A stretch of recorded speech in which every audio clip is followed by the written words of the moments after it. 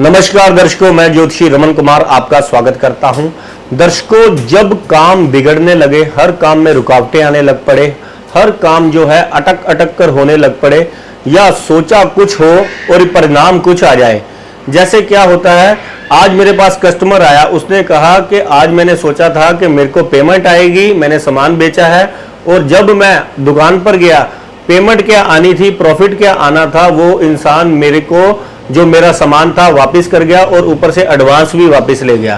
कि जो सोचते हैं उल्टा, व्यापार चलता चलता बंद हो जाए, 99 पर पहुंचकर प्रॉफिट अटक जाए, जहां से पैसे आने हो वहां पर पैसे आने की जगह उल्टे देने पड़ जाएं।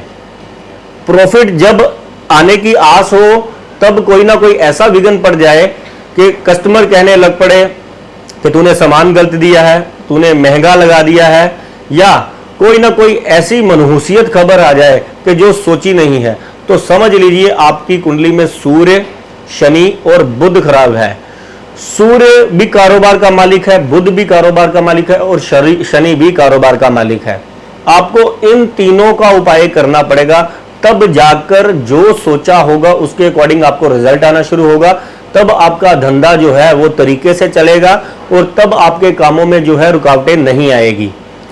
तो इनको ठीक करने के लिए हमको क्या करना चाहिए? बहुत बड़े कारोबारी यही उपाय करते हैं। अगर आप ये करते हैं तो जिंदगी में आपको सफल होने से कोई नहीं रोक सकता, क्योंकि ये बहुत ही दुख होता है जब हम इतनी मेहनत करते हैं, सुबह ये सोचकर दुकान पर जाते हैं कि भगवान आज मेरे पर कृपा करना, आज बच्चों के लिए दाल फुल्का, जो परिवार के लिए जो है सुख शांति का मेरे को मिले, तेरे रास्ते पर चल रहा हूं, मेहनत कर रहा हूं, मेरे पर कृपा करिए। लेकिन खराब ग्रहों की वजह से, इनके ना इलाज करने की वजह से उल्टा ही हो जाता है। कई बार तो ऐसा बार बार होने से इंसान का भगवान से यकीन उठ जाता है। वो किसी ज्योतिष में नहीं मानता, किसी धर्म में नहीं मानता, और दुखी परेशान और अपना जो है कर्मों में के बंधनों में फंसता चला जाता है और परेशानियों से गिरता चला जाता है।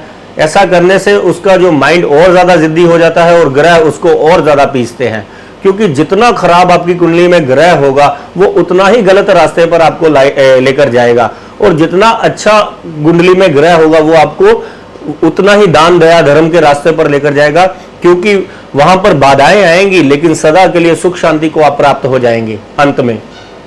तो सूर्य के लिए आपने क्या करना है? सबसे पहले जब भी घर से निकलना है, आपने मीठा और पानी पीकर निकलना है।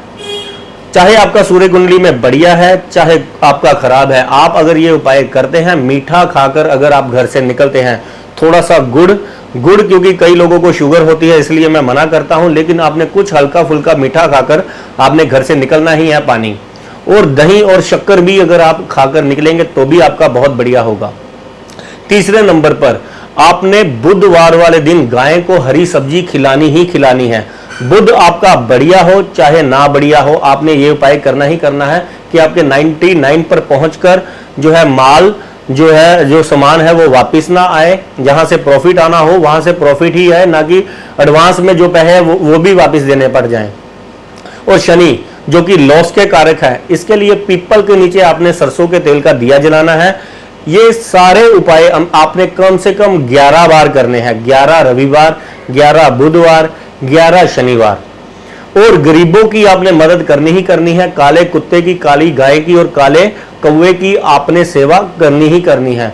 जो आपको घर के रास्ते पर जाते वक्त, काम पर जाते वक्त सबसे पहले इंसान जो भी जरूरतमंद मिले, आप अपने साथ एक नियम बनाए, चाहे एक केला ही, चाहे फ्रूट ही, चाहे एक रोटी ही, चाहे आप कोई सब्जी ही, आपने ये अपने घर से लेकर जानी है कि रास्ते में जो इंसान आपको मिलेगा जरूरतमंद, आपने उसको देनी ही देनी है। इसका मतलब यह है कि आपने अच्छा कर्म, किसी के भोजन का प्रबंध किया, शाम को आते आते वक्त आप 11 बार ये काम कर कर देख लीजिए। भगवान को आपकी खाने की चिंता पहले होगी, आपके ग्रहों को आपकी चिंता लग जाएगी, और आप कभी भी निराश, हताश और बिना काम के नहीं लौटेंगे, क्योंकि कर्मों के अकॉर्डिंग ये चलना है।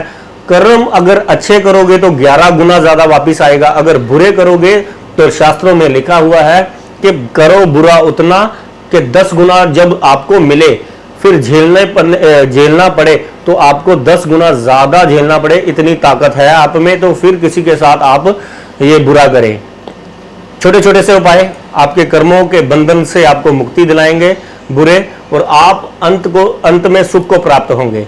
धन्यवाद, नमस्कार।